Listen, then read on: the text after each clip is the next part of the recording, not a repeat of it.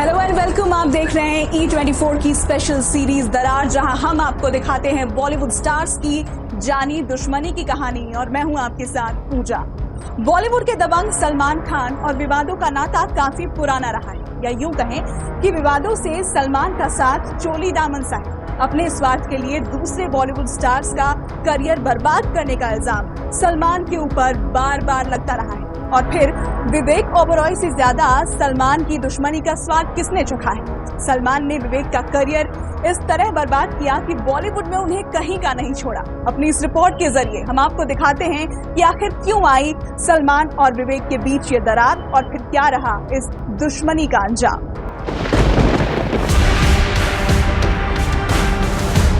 विवेक ओबरॉय और सलमान खान की दुश्मनी के बीच एक खूबसूरत कड़ी है। इस खूबसूरत कड़ी का नाम है ऐश्वर्या राय। एक वक्त था जब सलमान खान और विवेक ओबरॉय दोनों को ही नीली आंखों वाली ब्यूटी क्वीन ऐश्वर्या से प्यार था। वो ऐश्वर्या ही थी जिनकी खातिर विवेक ने सलमान खान से पंगा लिया था और अपने हाथ जलवा बैठे थे। ये वो दौर था जब सलमान खान ऐश्वर्या से ब्रेकअप के बाद जख्मी शेर बने घूम रहे थे। साल 2002 में ऐश्वर्या और सलमान की प्रेम कहानी का दुखद अंत हुआ था। ऐश्वर्या ने न सिर्फ सलमान से अपना रिश्ता तोड़ा था, बल्कि उन पर कई संगीन इल्जाम भी लगाए थे। ऐश्वर्या ने सलमान पर उनके साथ मारपीट करने, उन्हें टॉर्चर करने और भद्दी गालियां देने के इल्जाम लगाए थे। बाकायदा एक प्रेस रिलीज जारी कर उन्होंने सलमान खान से अपना रिश्ता तोड़ा था। ऐश्वर्या के उन आरोपों ने सलमान को इंडस्ट्री में मुंह दिखाने लायक नहीं छोड़ा था। सलमान से अपनी सफाई देते नहीं बन रहा था, क्योंकि गर्लफ्रेंड्स के साथ सलमान का ऐसा बर्ताव नया नहीं था। संगीता बिजलानी और सोमी अली भी सलमान के ऐसे टॉर्चर को झेल चुकी थी, लेकिन ऐश्वर्या ने सहने के बजाय सलमान को मीडिया के सामने एक्सपोज कर दिया था। 2002 में ऐश्वर्या सलमान से अलग हो गई। उसी दौरान ऐश्वर्या ने फिल्म साइन की। क्यों हो गया था? इस फिल्म में ऐश्वर्या के अपोजिट थे विवेक ओबरॉय। सलमान से ऐश्वर्या दूर हो रही थी और उनकी जिंदगी में धीरे धीरे विवेक की एंट्री हो रही थी। एक तरफ नए नवेले फिल्मी करियर के सक्सेस का सुरूर था, तो वहीं दूसरी तरफ खूबसूरत हसीना के इश्क का जुनून। सक्सेस और प्यार का कॉकटेल कुछ इस तरह विवेक पर चढ़ा कि उन्होंने अपनी जिंदगी में जहर घोल लिया। विवेक संग शूटिंग करते हुए ऐश्वर्या अपने दुखद अतीत को भुलाने लगी और विवेक के करीब जाने लगी। विवेक ऐश्वर्या के बीच फिल्म के सेट पर प्यार की जो खिचड़ी पक रही थी, धीरे धीरे उसकी खबर सभी को होने लगी, मीडिया को भी, सलमान को भी। हालांकि ऐश्वर्या ने विवेक के साथ अपनी लव स्टोरी को लेकर कभी कुछ नहीं बोला था। दोनों के प्यार के किस्से सुर्खियां बटोर रहे थे। विवेक ऐश्वर्या की प्रेम कहानी ने सलमान के गुस्से के शोलों को भड़का दिया था।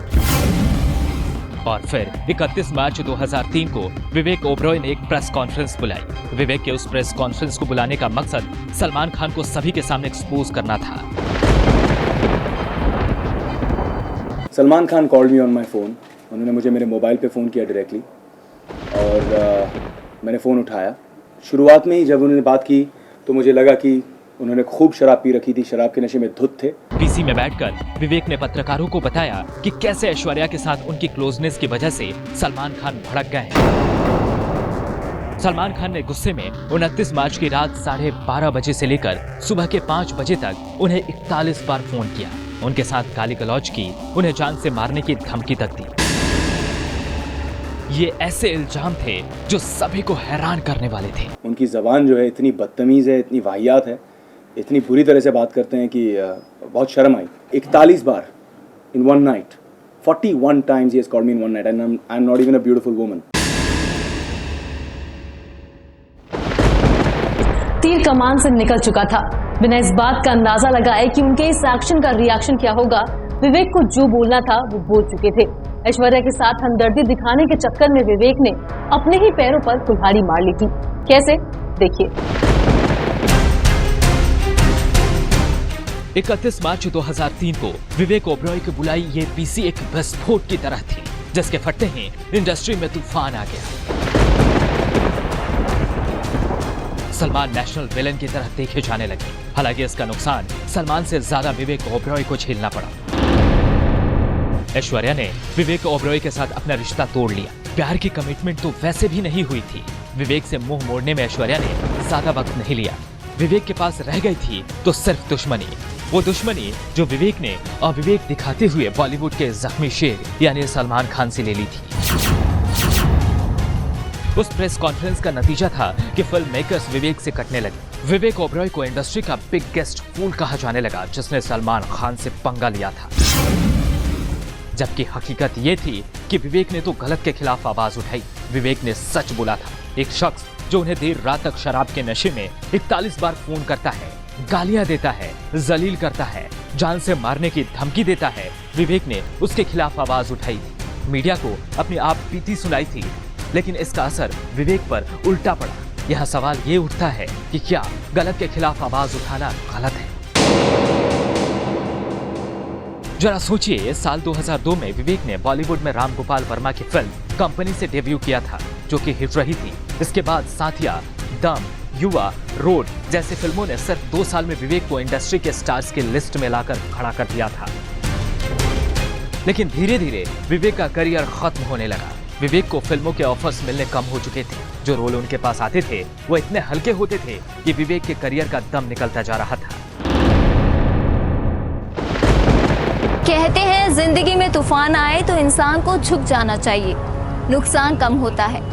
अपने करियर में आए तूफान का अंदाजा विवेक को हो चुका था।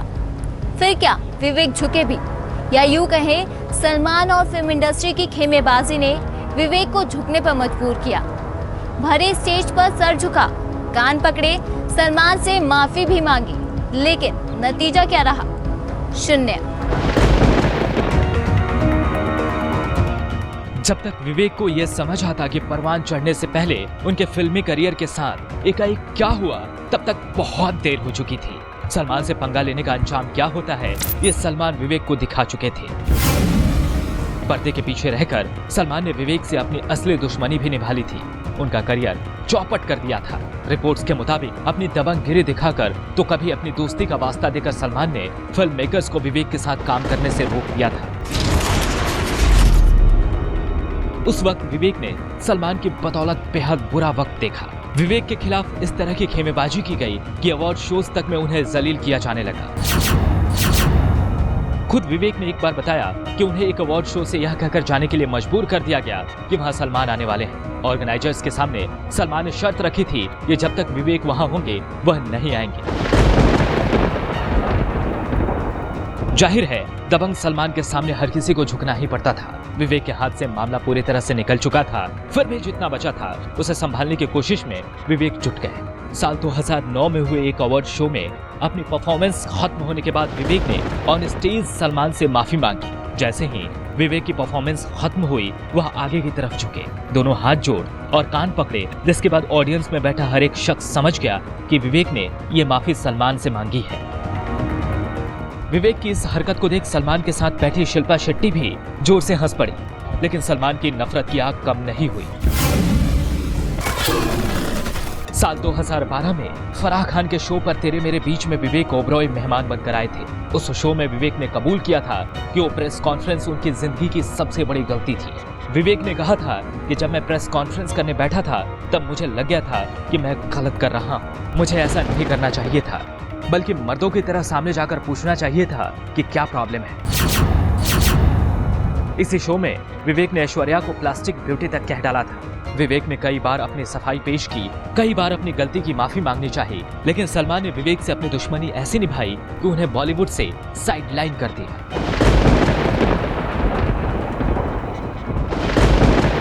सलमान से दुश्मनी का चैप्टर तो विवेक ओबरॉय खत्म कर चुके हैं। अब वो अतीत को भुलाकर आगे बढ़ जाने की बात करते हैं। लेकिन क्या वाकई विवेक के दिल से वो कड़वाहट निकल चुकी होगी जो इतने सालों के फेलियर ने उनके दिल में भरी होगी? कभी इंडस्ट्री का नेक्स्ट शाहरुख खान बनने का सपना देखने वाले विवेक ओबरॉय अब इंडस्ट्री के एवरेज स्टार्स की फहरिस्त में गिने जाते हैं, लेकिन उन्होंने हार नहीं मानी है। विवेक अब प्रोड्यूसर बन गए। पिछले कुछ सालों में उन्होंने बेहतरीन रोल भी किए, लेकिन फिल्म इंडस्ट्री में वो सुपर स्टारडम का सफर तय करने आए थे। शुरुआत भी दमदार रही थी, लेकिन सलमान खान ने विवेक से ऐसी दुश्मनी निभाई कि इसकी मिसाल दी जाती है। Bureau report E24।